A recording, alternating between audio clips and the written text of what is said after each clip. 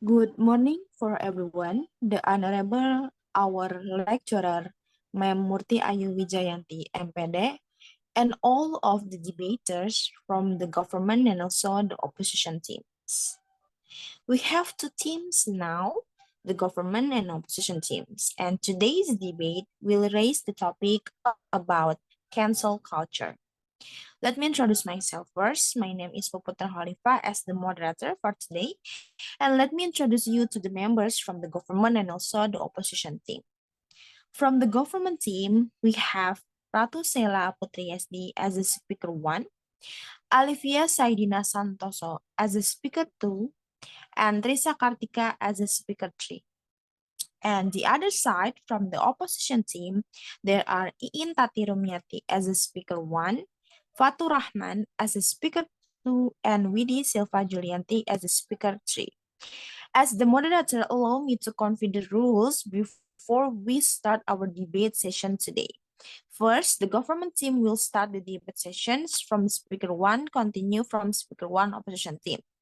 Start from speaker 1 opposition team will continue from speaker 2 government team. Speaker 2 government team will continue with speaker 2 opposition team. Start from the speaker 2 opposition team will continue speaker 3 government team, and start from speaker 3 government team will continue speaker 3 opposition team, and all of the speakers will explain the argument for 3 minutes. Okay, let's begin our debate session today. Start from the government team. For speaker 1 from the government team, time is yours. Okay, thank you. I'm Ratu Saila Putri Yasti. As speaker 1, I want to talk about my argument about the cancel culture. Cancel culture, also known as call-out culture, is the removal or canceling of support for individuals and their work due to opinion or action on their part deemed objectionable to the part calling them out. Cancel culture case so many happen in celebrity and social and political leaders are frequently the target of canceling campaigns. The example case is actor and the comedian Bill Cosby, who was found guilty in 2018 assault during and sexually assaulting a woman and accused of assault by more than 50 women. Is only one of many recent high-profile examples.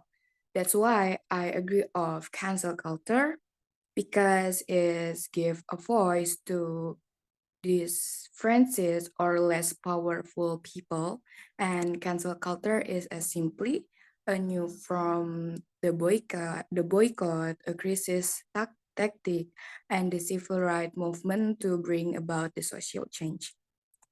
I think that's all. Thank you.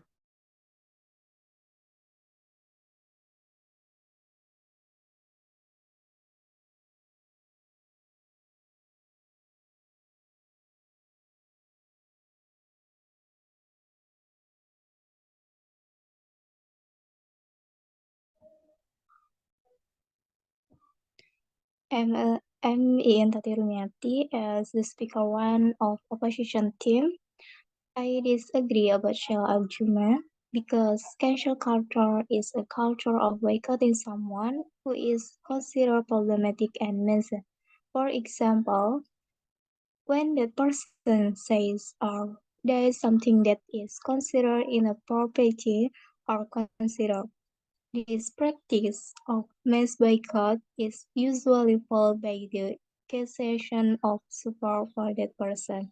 Sometimes, such culture canceling habits will only make the victim feel more challenged to maintain his ego and reputation. If so, this can actually cause cancel culture actor to feel more and more negative emotion, such as annoyance, anger, and even frustration can even lead to suicide. Seeing too often, the practice of cancel culture can cause a person to be overcome with fear and worry that he might be abandoned by other people.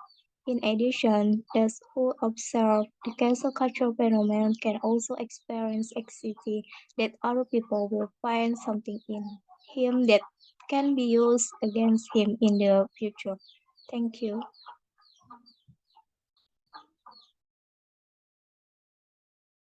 I am Olivia Sedina from second speaker of the government team.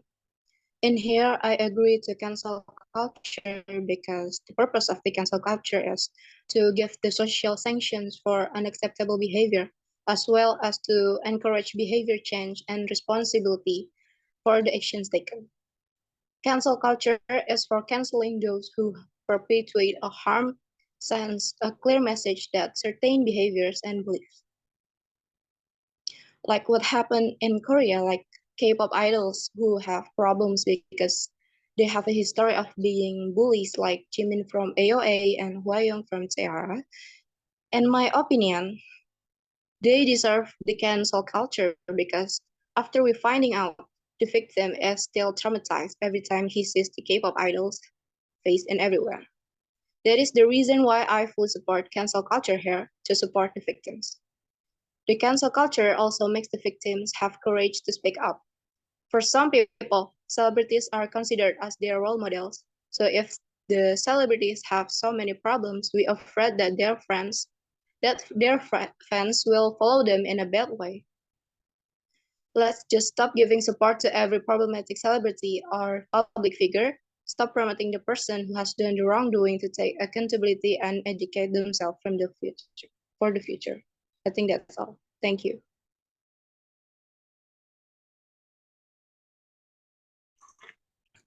Okay, I'm from the second speaker of the Upside team.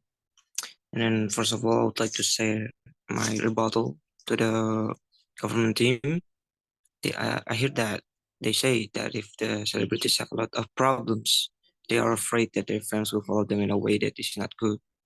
They want to stop promoting people who have made mistakes to take responsibility and educate themselves for the future. I think that's what doesn't make sense because if the reason is like that, then it will only make the self improvement of the target of cancel culture because it will only cause them to be affected mentally, and I don't think there will be any self improvement. The mob mentality of cancel culture can be toxic, and as it happens, this mass social media campaign against someone can actually prevent them from growing and learning from their mistakes. I think instead of bullying and boycotting them, we should be educating them and opening up a healthy space for conversation. Another thing I didn't hear from the government thing is what age category the punishment will be given to. Will underage perpetrator also be given the same punishment? I don't think so, because it is possible that they did it because of their immature understanding. According to the 2018 CASDAS basic health research data, teenagers 15 until 24 years old have a percentage of depression of 6.2%. Severe depression will experience a tendency to self-harm to suicide. As much as 80 until 90% of suicide are the result of depression and anxiety. Will this be left unchecked? So I think give them a chance, not to boycott them, but give them direction and understanding in a good and little way. It could be by taking them to psychology or something like that. The less mental treat to the preparator, the better it is to keep the preparator mentally able to think clearly and not experience mental problems that could make them want to seek it to end their mental problems. So that's all. Okay, I'm the third speaker from the government team. I agree that cancel culture is good for society because, in my opinion, this is something very natural. It's as easy as if you don't want to be canceled, just uh, think twice before you say something, especially if you are a racist, sexist, or simply a really bad person, because there must be a reason for everything that happened, and that's just how it works. In Indonesia, when there is a celebrity who said or do stupid things on social media, they will get attention and fame. For example, when Deddy Corbuzier in his own podcast on the YouTube platform, he asked Maiden, a 22 years old woman who known as a gamer live streamer, if she was still a virgin or not, in a disrespectful way. Of course, he has gotten a lot of criticism and hate for quite some times, but people don't stop watching his podcast. And he still get a good amount of earnings from it, and he never looks really sorry for what he said. Cancel culture doesn't really happen in Indonesia from what I see.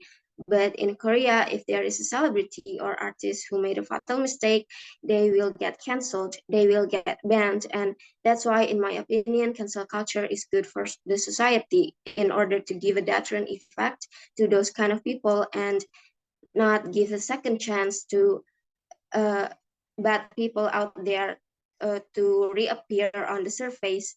And in fact, it does makes artists or celebrity in Korea to be very careful in their words and actions, and they do have better quality of public figures than here in Indonesia because they really filter who and what kind of person is eligible to appear in public spaces. That's my argument on cancel culture. Thank you.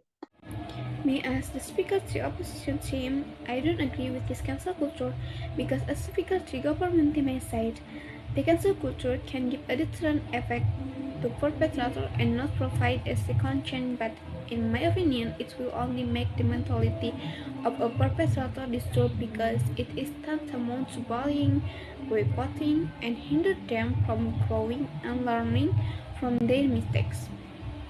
We should be able to educate them and open a space for healthy conversation and expect self-improvement with input from us.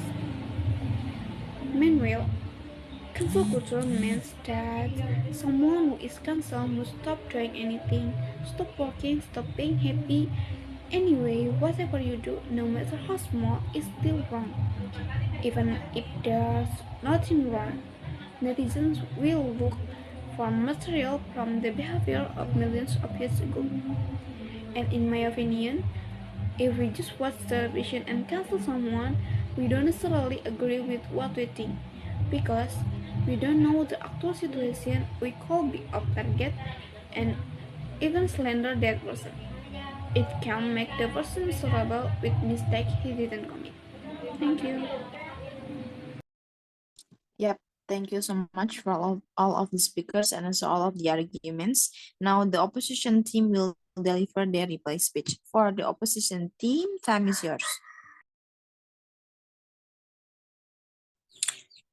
Okay, as a part of the opposite team, I would like to give our reply speech. That is, we feel that we are more deserving to win because we think that the arguments given by the government team are not totally correct and are not based on the need for 2 points of view, and will raise more because it is more cornering uh, the perpetrator because of his mistake. We think the best solution is just to give a second chance.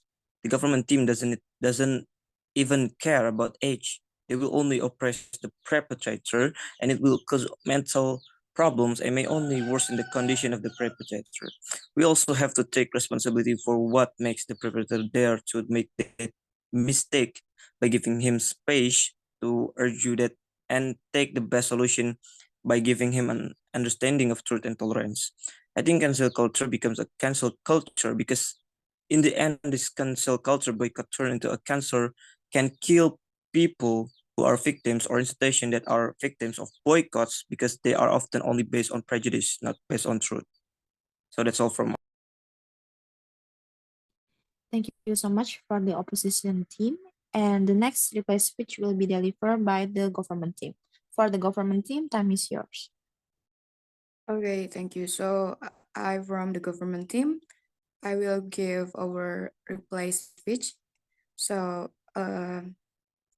cancel culture is good for society and has the ability to give a voice to underspread group of people and hold individual accountable from the action. Individual and become more aware to the action and the potential consequence, ultimately leading to a society that prioritizes respect, empathy, and accountable. With this value in mind, I believe that cancel culture serves as a necessary tool in promoting positive change and is up to all of us to use it wisely and effectively. Thank you.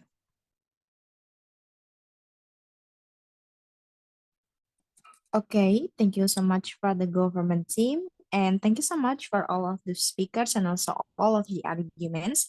Thank you for the audience and also thank you for your attention. Me as the moderator want to say apologize if I do some mistakes. Thank you everyone. Have a nice day. Wassalamualaikum warahmatullahi wabarakatuh. Waalaikumsalam. Okay.